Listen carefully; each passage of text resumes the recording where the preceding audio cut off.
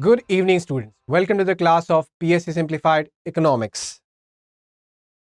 आज हम करने वाले हैं आपको जो हमने पिछले 3 क्लास में पढ़ा उसका छोटा सा revision, performance budget versus outcome budget में डिफरेंस क्या। इसे भी अगर आप समझ लीजिएगा तो पुराने 2 क्लास को आप आराम से समझ लीजिएगा, ठीक है। इसको मैंने टेक्निकल लैंग्वेज से हट के आपको जनरली यूज किया हूं कॉमन लैंग्वेज में यूज करने का, क्योंकि अगर वो टेक्निकल लैंग्वेज के लिए देखना है तो आप मेरा ओरिजिनल वीडियो देखिए, इसे रिवीजन के लिए तो ये समझने के लिए, ठीक है।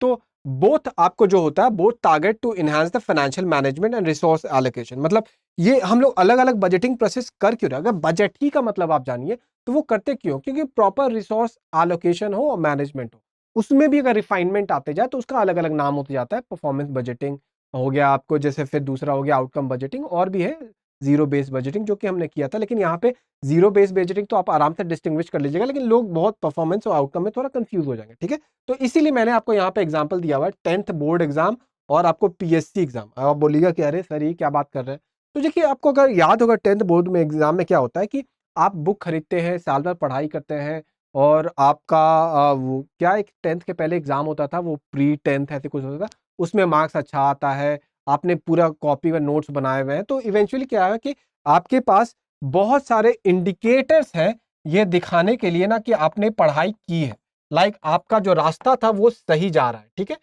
क्यों? क्योंकि आपके पास इंडिकेटर्स है। क्यों? क्योंकि आपका शायद प्री 10th में आपका 92% आ गया, आपने सारे नोट्स बना के दिखा दिए लोगों के, देखिए मैंने इतना पढ़ा है। तो ये हम आता होता है परफॉर्मेंस बजटिंग। तो आप बोलेगा तो फिर और कौन बचता है सर?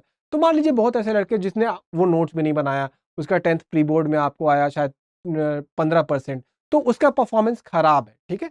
तो ये आपको इसलिए 10th बोर्ड का एग्जाम्पल लिया, मैं इस पे आऊंगा पीएससी इसको क्यों ले रहा हूँ, ठीक है। अब इसका पे डिस्कस कर लेता हूँ कि इसमें क्या क्वालिटी है। It's more about the resource allocation, कि आप जो रिसोर्स खरीदा था, जैसे आपने जो भी बुक खरीदा था एग्जाम में पढ़ने के लिए, उसको कितना डिग्री तक पढ़ा, उसको कितना इस्तेमाल किया, तो वैसे ही स्कीम में जो भी आपने पैसा लगाया वो आपको कितना ज्यादा आपने उसको इस्तेमाल किया है सही तरीके से।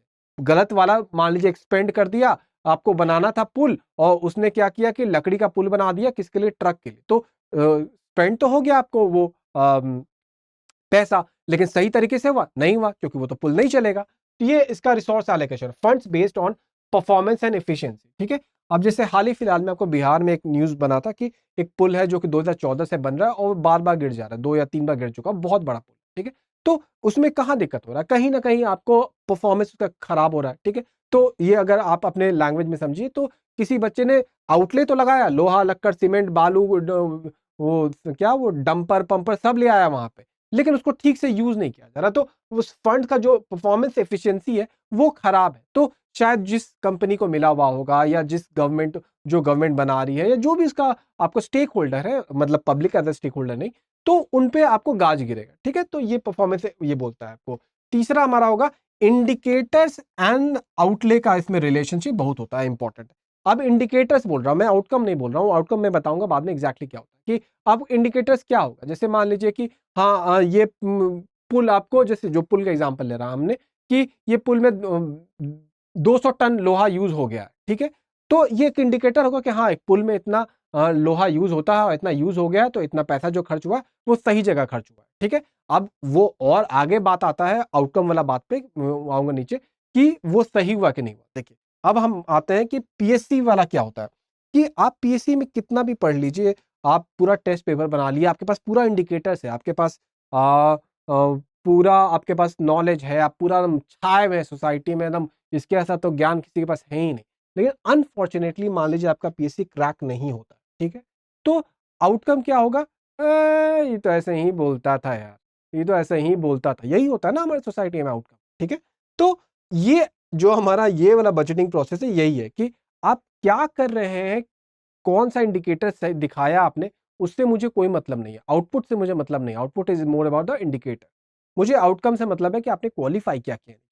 10th में आपका क्या हुआ कि आपका 89% भी आता है, आपने टारगेट किया था 94%, ठीक है, तब भी चलेगा, हाँ हाँ कोई खराब नहीं है। लेकिन यहां पे अगर आपका 1 मार्क्स भी कम है तो कुछ नहीं, आउटकम नहीं है, ठीक है। तो इसीलिए मैंने ये वाला एग्जांपल लिया कि एग्जाम में आपको एग्जाम बोले दिमाग में बैठने में हेल्प करेगा। Budgetary allocation to the end outcome, ठीक है, ये इंपॉर्टेंट है। It's more about the result, indicators are means to the and.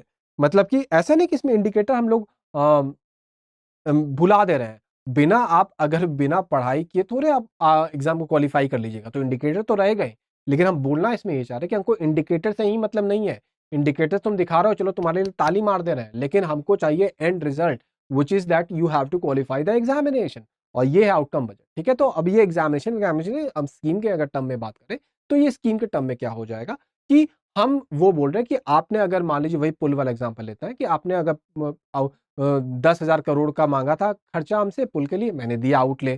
फिर आपने परफॉर्मेंस बजटिंग में दिखाया कि मैं लोहा यूज कर रहा हूँ, इतना सीमेंट यूज कर रहा हूँ, देखिए 80 फीट खड़ा हो गया, ये हो गया, ये आउटपुट भी आ गया। लेकिन इवेंचुअली आउटकम आया क्या? नहीं, क्योंकि पुल गिर गया। अब आप पे सैंक्शन लगेगा, आप पे फाइन लगेगा।